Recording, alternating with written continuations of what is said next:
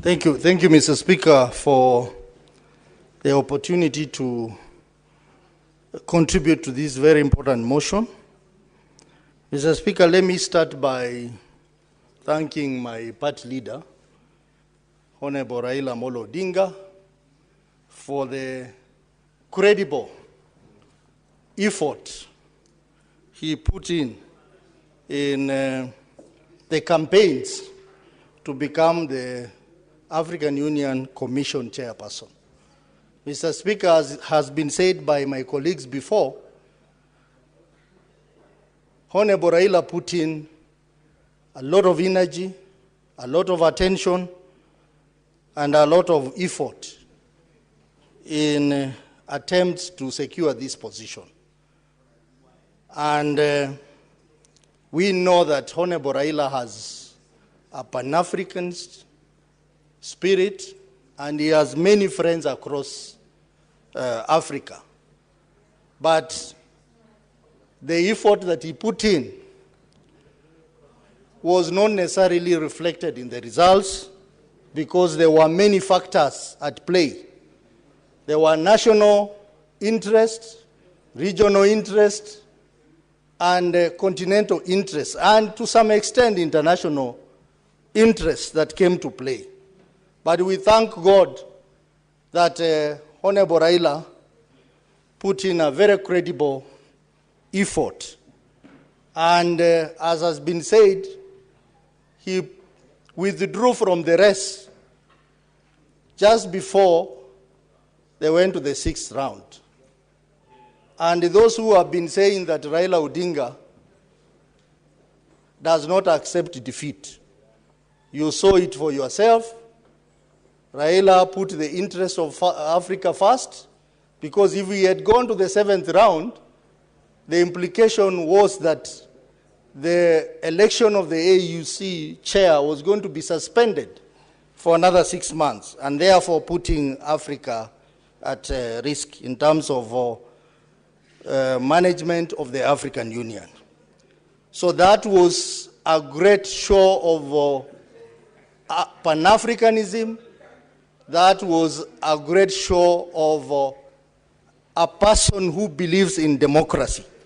And that has always been his stand. We also want to thank the country Kenya for the support that they extended to Honorable Raila Odinga in his campaign. And I want to state very clearly here that Honorable Raila was not persuaded by anyone to vie for the position of AUC chair.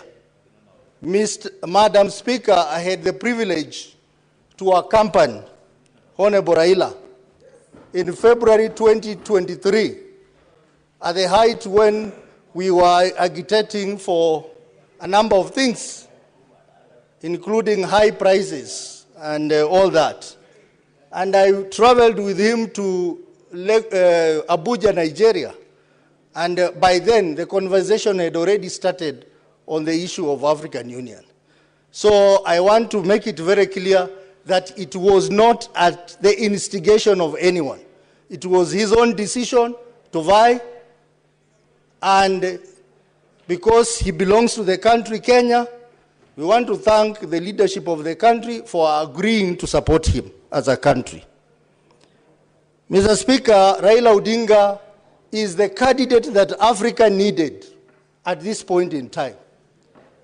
A candidate or an AUC chair who was going to make huge contribution, especially on matters of infrastructure, which he has huge passion for, on matters of unity, on matters of empowerment of African youth who comprise over 50% of the population of Africa.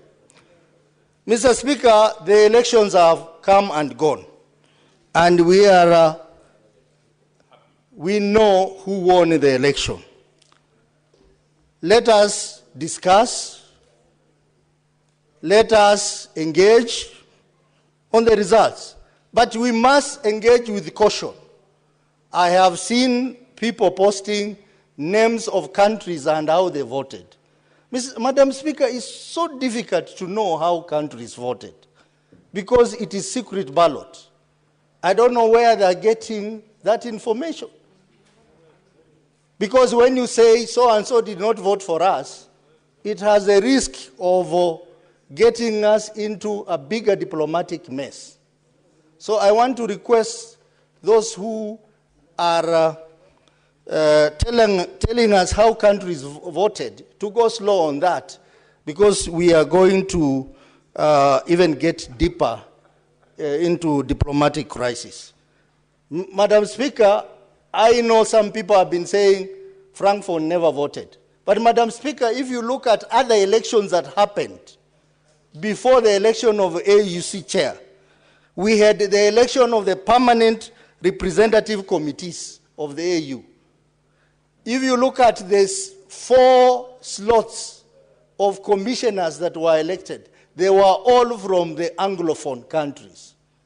We had 2 people from West Africa, that is Nigeria and Ghana, and 2 people from Southern Africa, South Africa, and Eswatini. They are all Anglophone countries. So let's not speculate too much on who voted for who, because we don't have that information. Mr. Speaker, we have seen the reactions, and I want to castigate those members who said here that one of the reasons why we lost is because so many Kenyans went to Addis Ababa. Madam Speaker, I'm one of the people who went to Addis Ababa. I paid for myself. I paid for my flight, I paid for my accommodation, and I paid for everything. And I know many, many other people, especially from the ODM party. Some even traveled by bus through Moyale to go. And the reason why they went there is because of the love for Baba. It was because of love for Baba. So let no one start a narrative here that people are paid for to go and witness the election of AUC. That is not true, Madam Speaker.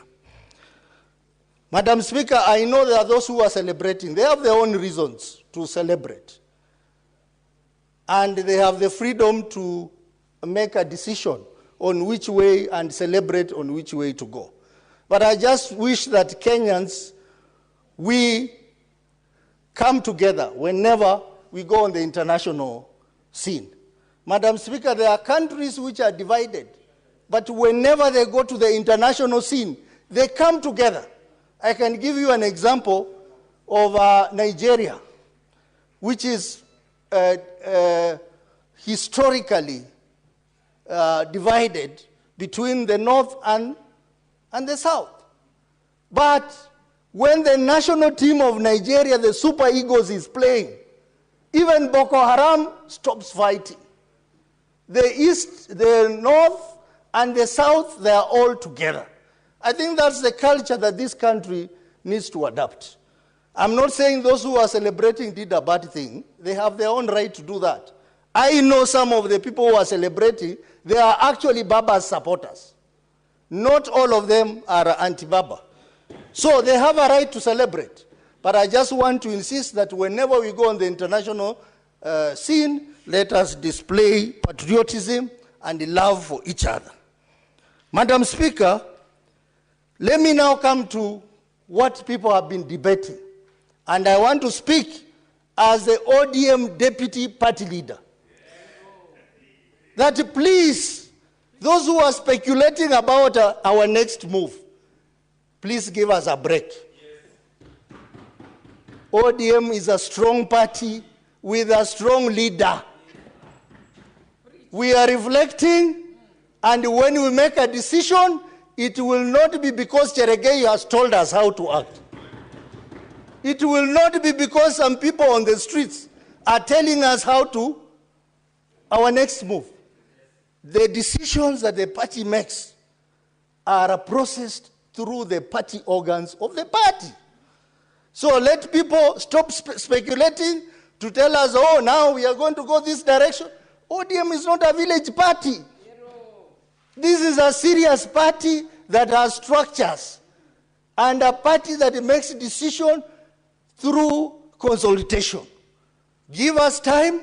We are reflecting, but the most important and primary task we have as a party is to continue with the process of strengthening our party.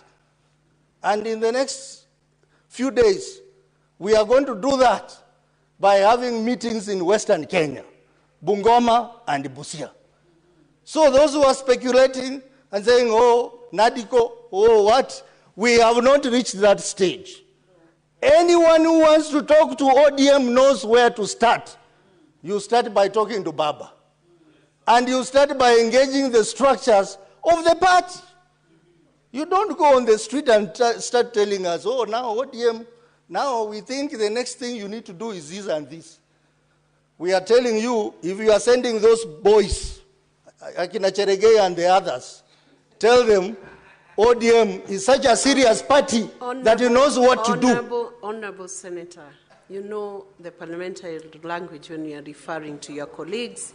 Can you withdraw the reference of use of term boys to describe a senator? Madam Speaker, I'm sorry for that. I withdraw. Withdraw. But I was just demonstrating a point. Madam Speaker, I was demonstrating a point. What's your point of order, Senator Methu? Yes, proceed. Proceed, Senator Osotsi.